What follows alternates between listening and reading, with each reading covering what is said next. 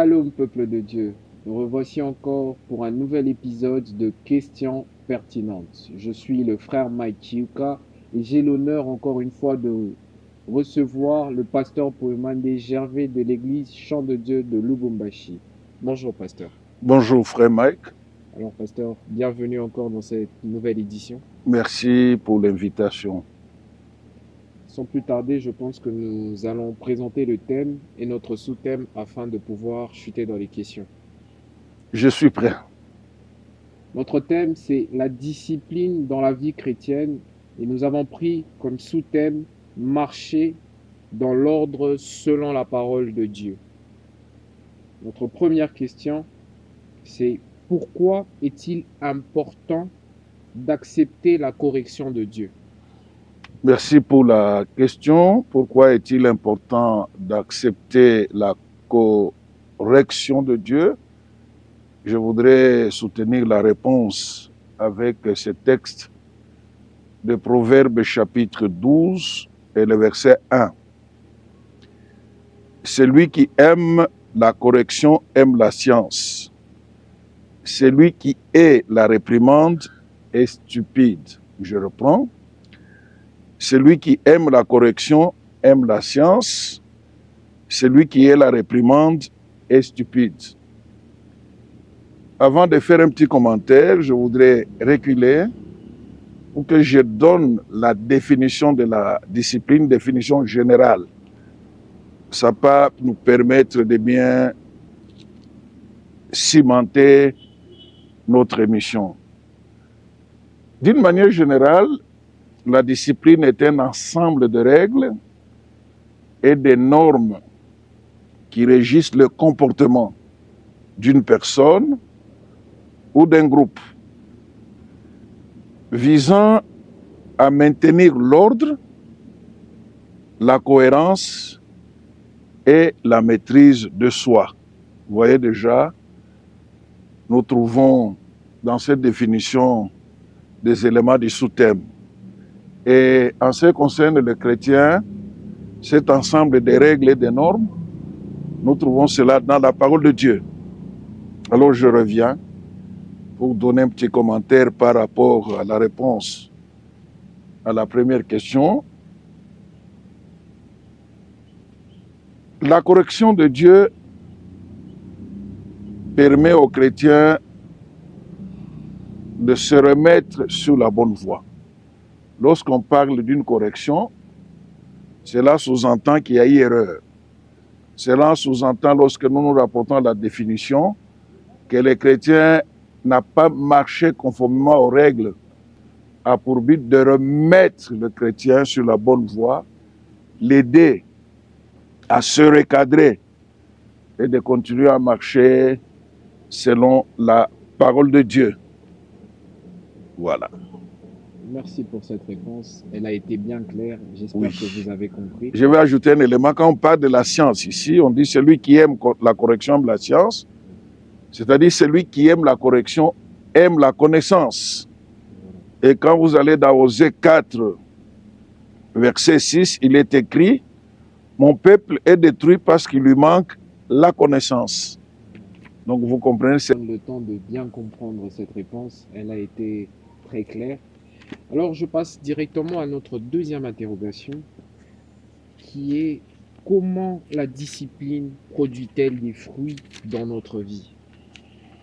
comment la discipline produit-elle la discipline dans notre vie. Lisons Hébreux chapitre 12. Hébreux chapitre 12 et le verset 11. Il est écrit, « Il est vrai que tout châtiment semble d'abord un sujet de tristesse et non de joie, mais il produit plus tard, pour ceux qui ont été ainsi exercés, un fruit paisible de justice. » Je reprends. Hébreux 12, 11. Il est vrai que tout châtiment semble d'abord un sujet de tristesse et non de joie, mais il pose de tristesse.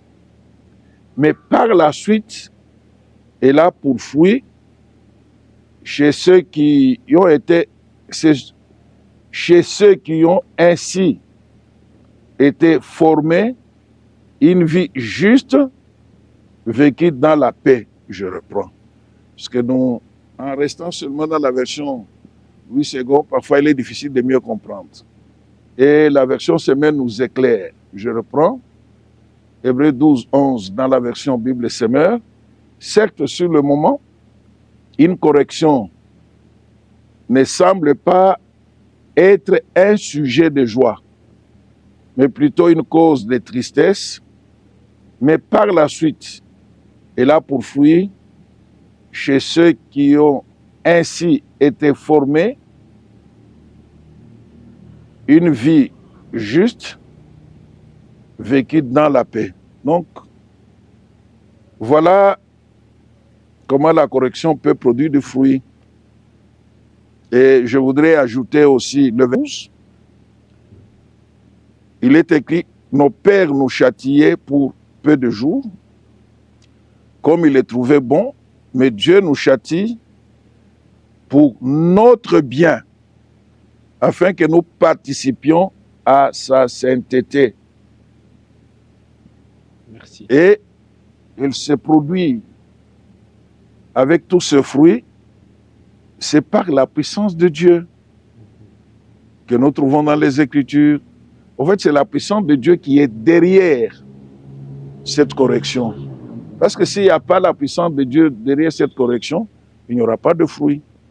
Voilà comment je peux répondre. Merci beaucoup, pasteur. Voilà. Alors, notre troisième question est: quelle est l'importance de la prière dans la discipline spirituelle?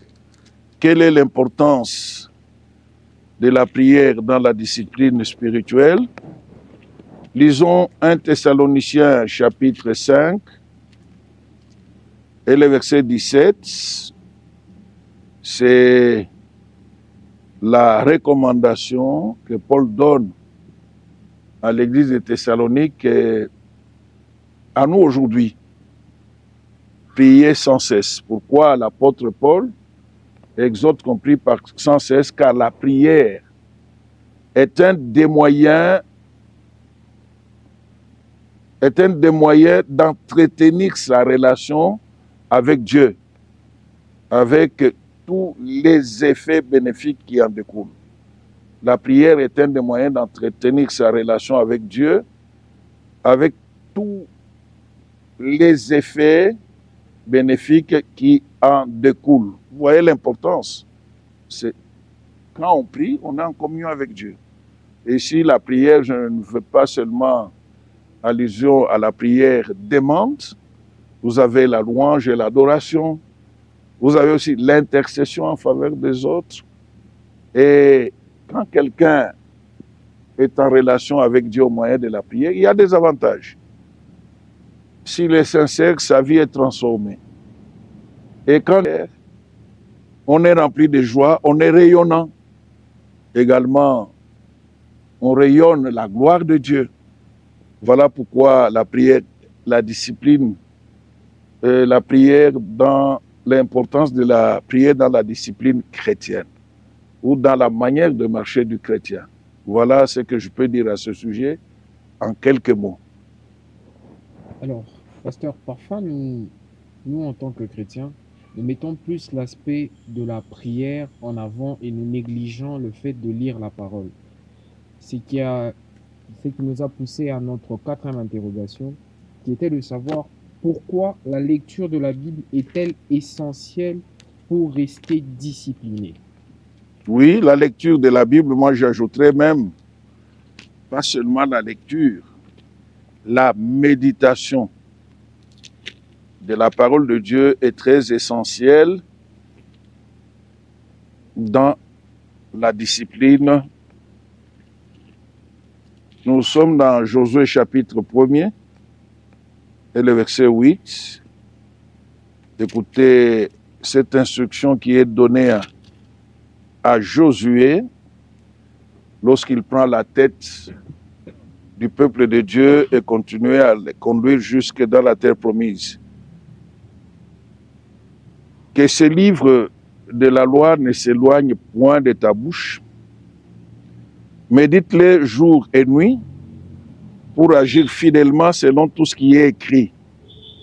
Car c'est alors que tu auras du succès dans tes entreprises.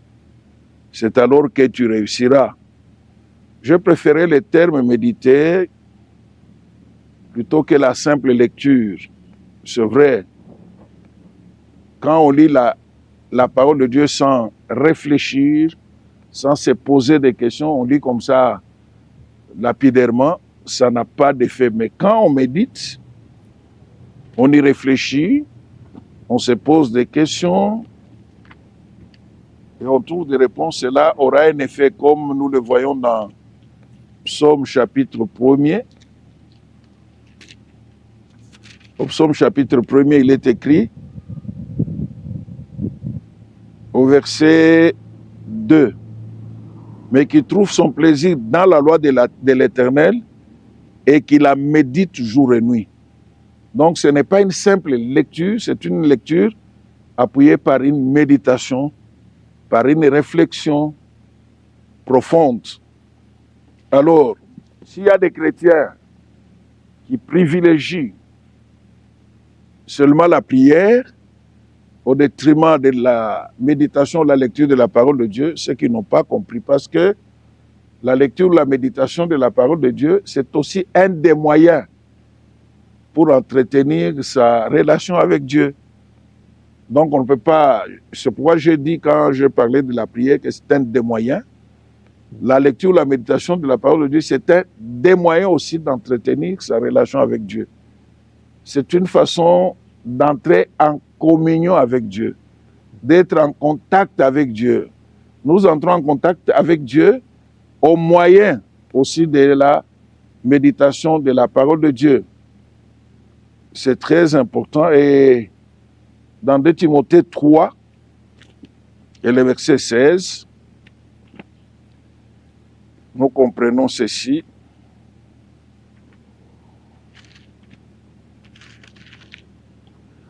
Dans 2 Timothée 3 et le verset 16, il est écrit, commençons par le verset 14 pour une bonne compréhension. Toi, demeure dans les choses que tu as apprises et reconnues certaines, sachant de qui tu les as apprises. Dès ton enfance, tu connais les saintes lettres, donc les saintes écritures, qui peuvent te rendre sage à salut par la foi en Jésus-Christ. Toute écriture est inspirée de Dieu et utile pour enseigner, pour convaincre, pour corriger, pour instruire dans la justice. Si dans Josué, nous avons vu que lorsque on marche selon la loi, selon les Écritures, on a du succès dans tout ce qu'on entreprend, dans tout ce qu'on fait, même dans la vie chrétienne. Et si nous découvrons aussi notre dimension, que toute Écriture est inspirée de Dieu, utile pour enseigner, corriger, convaincre, pour corriger, pour instruire dans la justice, verset 17, j'ajoute aussi le verset 17, afin que l'homme de Dieu soit accompli et propre à toute bonne œuvre. Vous voyez ce que joue le rôle de la méditation de la parole de Dieu, le terme que vous avez utilisé, la lecture. Parce que la parole de Dieu est claire, c'est une lampe à nos pieds. La parole de Dieu, c'est Dieu lui-même. Lorsque un chrétien médite cette parole, donc il est en contact avec Dieu, il y a des effets. Sa vie est transformée. Il reçoit même la capacité de résister face à la tentation ou aux attaques de l'ennemi.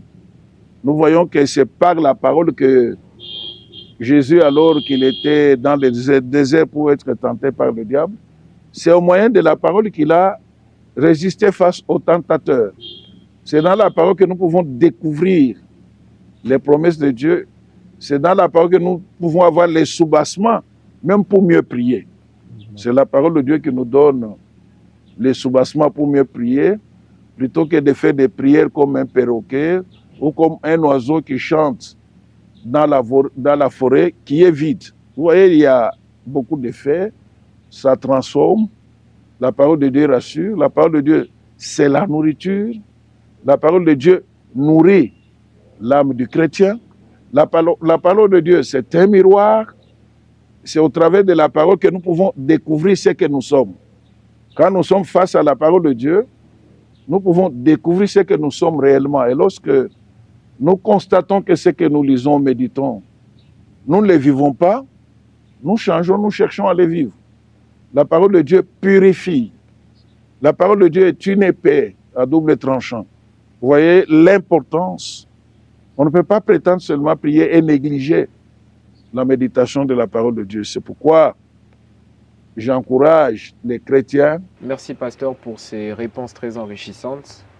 Si vous nous avez très bien suivis, vous allez comprendre qu'on est déjà à notre 5e question, qui est notre dernière question.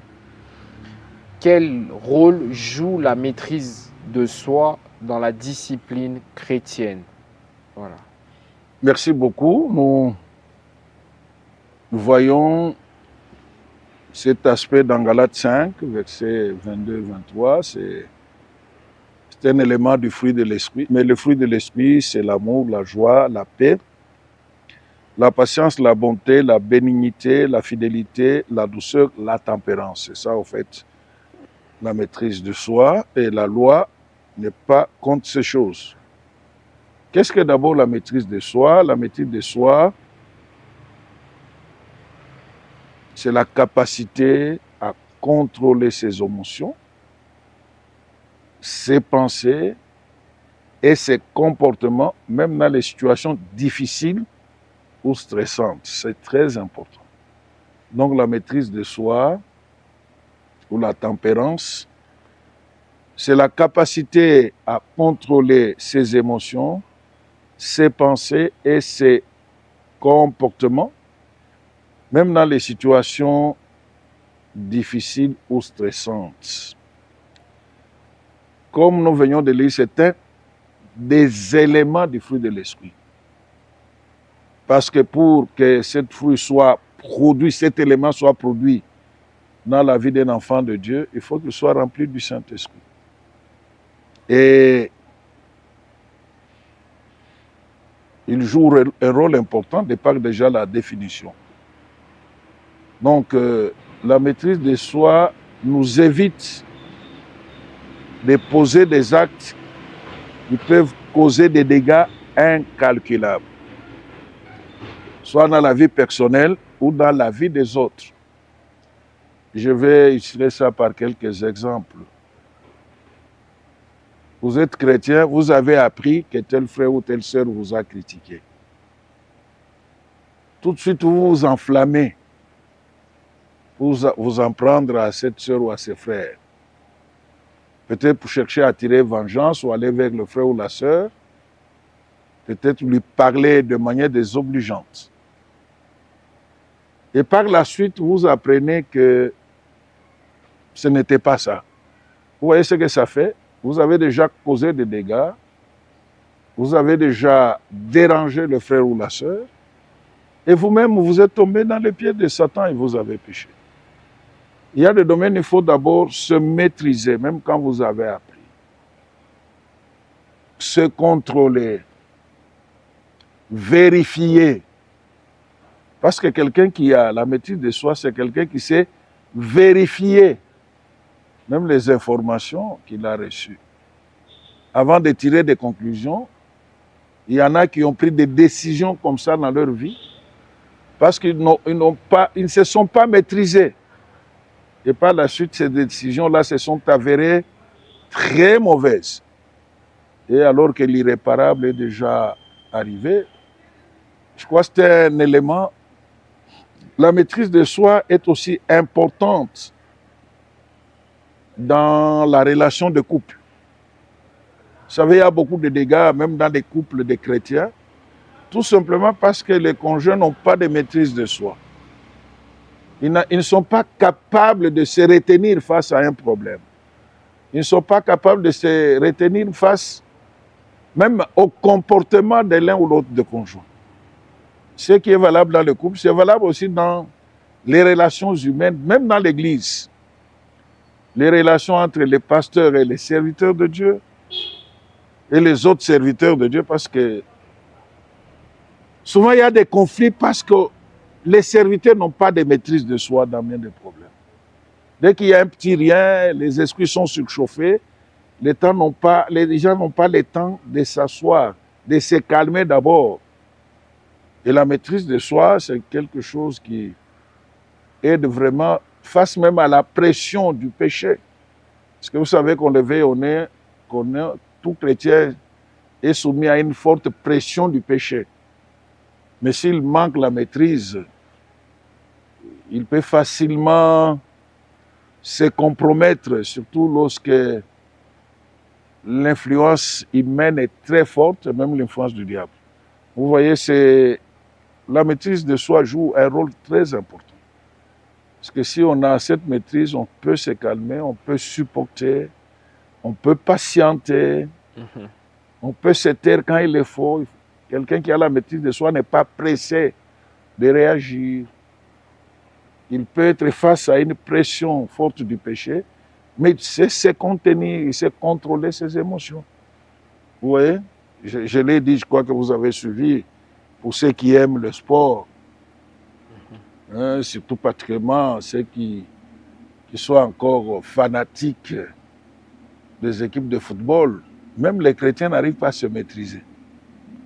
Vous allez trouver un chrétien qui se met peut-être à insulter l'arbitre, à insulter l'entraîneur, du moins pour ceux qui suivent encore cela. C'est parce qu'ils n'ont pas la maîtrise. Tout de suite, puisque la maîtrise de soi, c'est la capacité de contrôler nos émotions. Voilà. Souvent dans bien des domaines, même dans les domaines politiques, pour les chrétiens qui s'adonnent encore à ça, ils n'ont pas la maîtrise. Effectivement. C'est ça le problème. Parce qu'un chrétien qui a la maîtrise, bon, s'il est même dans un parti politique, il ne va pas toujours allons sur la rue. Lui aussi est là, il ne sait même pas de quoi il s'agit. Vous voyez, c'est très important pour nous les chrétiens. Dans bien des domaines, on a besoin de maîtrise. Il y a beaucoup de dégâts commis, même dans les églises, parce que les gens n'ont pas la maîtrise.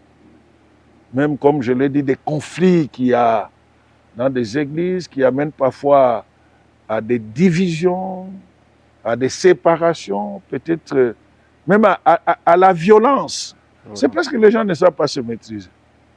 Mais quand les gens savent se maîtriser, il y aurait moins de dégâts et il n'y aurait pas vraiment de mauvaises décisions qui sont prises dans la précipitation. Wow. Merci pour cette sagesse. Si vous l'avez compris, cultivons la maîtrise de soi en nous. Cela est très important pour nos relations quotidiennes, nos relations, que ce soit notre vie professionnelle, que ce soit notre vie sentimentale. Nous avons vraiment besoin d'être mesurés. Nous avons vraiment besoin de nous maîtriser. Nous sommes arrivés à la fin de cette édition. Pasteur, un mot pour conclure?